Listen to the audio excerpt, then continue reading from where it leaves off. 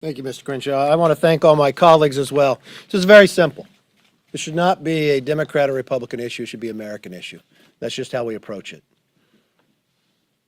But unfortunately, Democrats don't hold hearings, deny the ability to join a bipartisan China task force. We're giving them an opportunity now. Join with us on these 8 pillars to make sure it never happens again. You get the truth and transparency, but you also get the justice. I believe all Americans want that. It's an opportunity for the Democrats to show they can govern together. With that, let's open it up for questions. Yes, sir. Are you concerned about the CCP's propaganda efforts and soft power influence to sway Western media in an effort to influence the way the issue is covered? I'm concerned about that, but not just the Western media, all media. We've watched time and again. I'm also concerned about the lack of ability here in a majority party. China doesn't need to hire a lobbyist. They've got the Democrats who won't even actually allow the bills to come up or join an equal number of Republicans and Democrats on a bipartisan task force. We watch day in and day out. If there's anything else that gave you greater concern, look what just I said at the very beginning. Apple Daily, 26 years of a pro-democracy newspaper in Hong Kong. What did China promise the world about Hong Kong for 50 years? What did they recently do?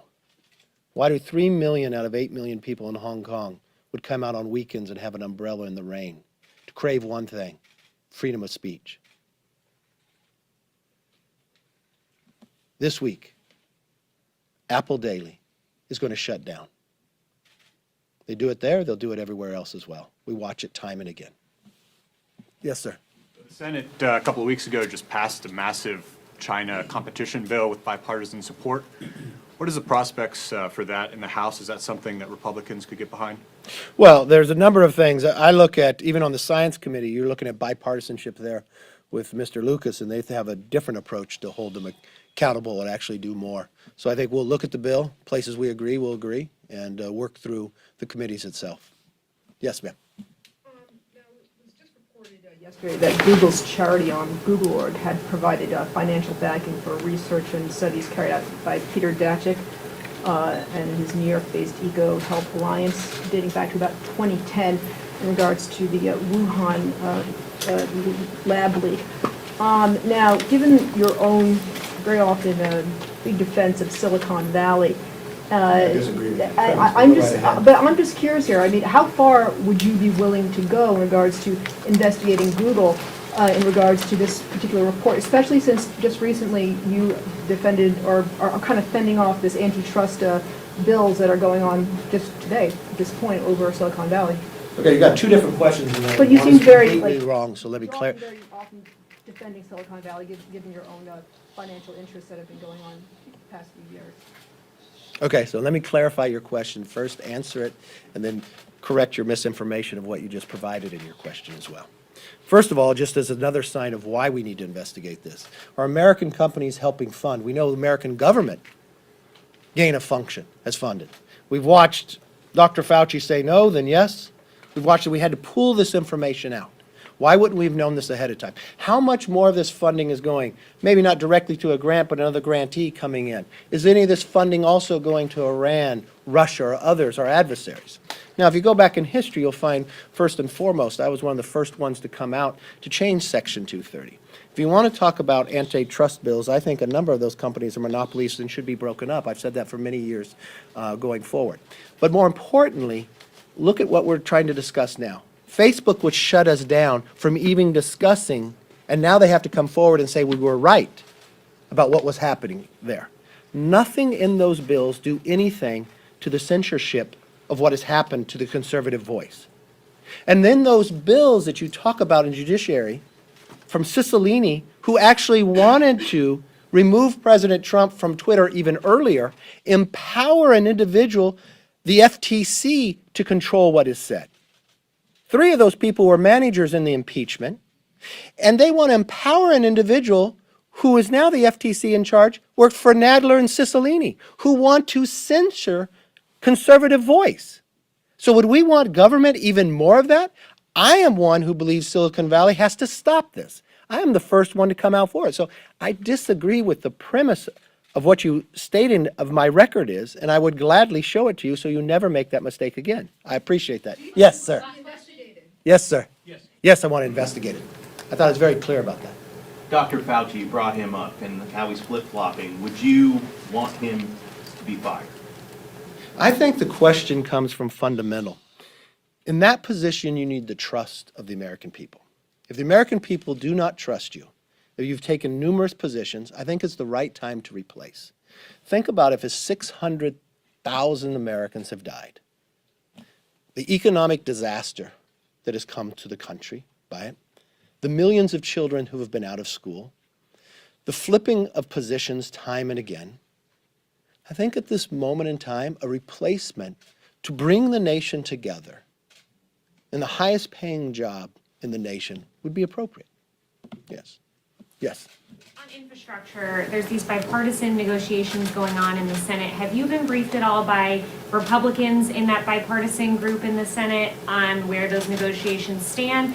And Democrats also are saying that they want a bipartisan bill and a reconciliation budget resolution to come up in July. What do you make of that timeline on infrastructure?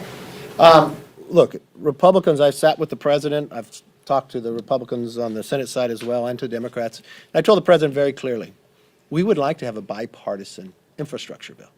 But the first thing we need to do, instead of talking about how much money you would spend, define what infrastructure is. Roads, bridges, highways, broadband, electric cars, we can do all that.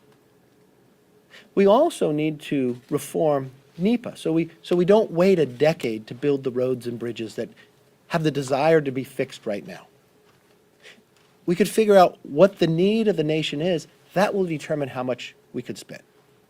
Unfortunately, we haven't got to that point. But I will tell you as the Republican leader, this is what our desire is, and this is what we would work for. We will work with anyone that wants to work in that nature of finding a bipartisan solution to our infrastructure challenge. But I was also very clear with the president as well. We are not interested in raising taxes on the American public. We've watched what has happened in these first 5 months, from a border that's massively open to inflation we haven't seen in decades.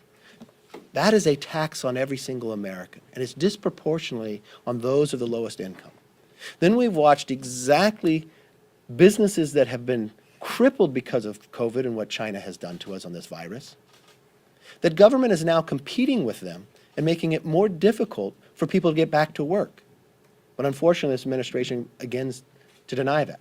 The last thing you'd want to do, any economist would tell you this, with inflation rising, to make government fund things that are not infrastructure.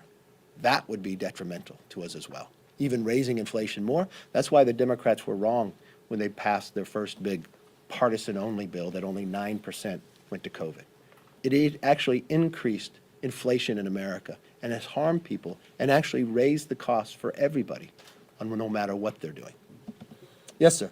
Sir, it appears the Speaker is poised to announce a select committee on January 6th. I'm curious your thoughts on that, and given some of the comments that some Republicans have been making over the last couple of weeks about questioning if the FBI was involved on January 6th and liking it to tourists, and reports that one of your members wouldn't shake the hand of Officer Fanone. I'm curious if you would have been able to get in touch with him. Would you meet with him? He told us yesterday that he still wanted to talk to you, particularly based on some of the things your members are saying and how they voted on the commendation. I would gladly meet with him, and as I said before, when he called the office, he called over my office across the way. We gave him the phone number to the schedule and said we'd love to meet with you, and unfortunately he hasn't followed up.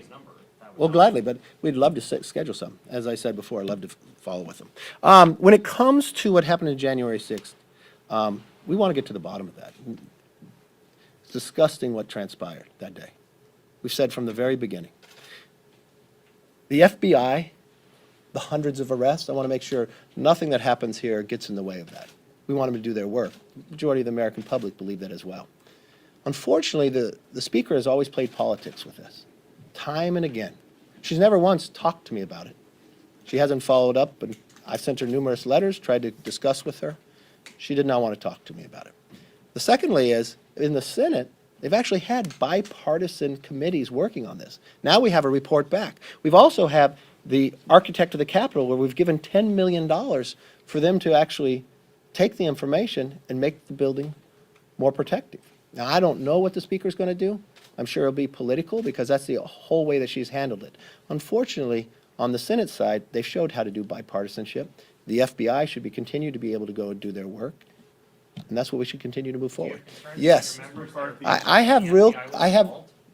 haven't talked to those members. I don't know. I have real concern, though, especially the scope of where we're going to go. I know just the other day, we provided a medal to the officer who was killed on Good Friday, killed because of political purposes, right outside that Capitol. But unfortunately, the speaker does not believe that officer's life is as valued as the others. That for some reason, we could not get to the bottom of why that transpired as well. I believe any indication of that. Why did this occur? Just like in 9/11, they didn't just study just what happened on 9/11, they studied what built up to it. So why wouldn't we study what built up in the summer? Why wouldn't we analyze and get to the bottom of why the National Guard were not here?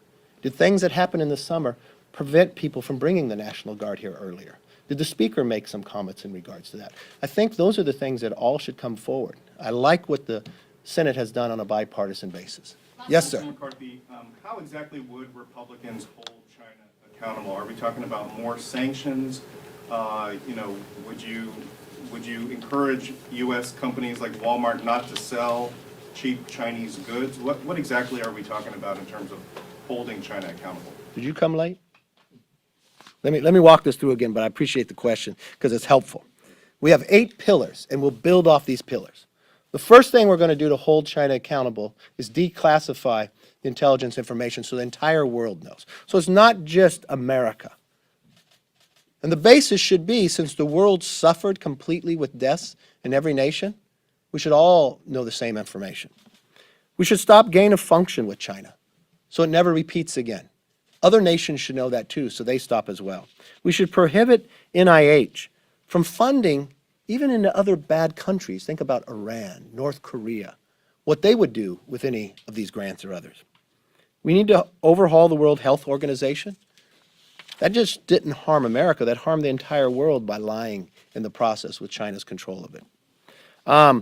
We need to restrict the visas. And yes, we need to impose sanctions so they feel the pain of what they have done. If someone made a mistake, wouldn't you want to tell them if it's going to cause this much damage to the rest of the world? But to stop domestic flights because they wanted to protect their own, but allow international flights so you spread it others to try to give the falsity of where it created? I think if you look at the WTO, they have special treatment based upon where China was decades ago, where they get special interest rates and others. I don't believe that should maintain itself. I think what Mr. Crenshaw talked about, they should be held to justice in our courts, that anyone can bring it forward. And I think by doing all this, especially on an international stage, should the world reward them with the Winter Olympics? Or should that be moved? I think the world should stand together and say that we will not put up with this. We will not allow you to kill millions of people around the world and lie about where it started and actually hoard at the time the medical equipment while other nations were in jeopardy. And then I think we should look at our supply chain. I've watched time and again, in the middle when COVID started, the control that China had over the supply chain. We should redirect that with America. We should look at our critical minerals and others.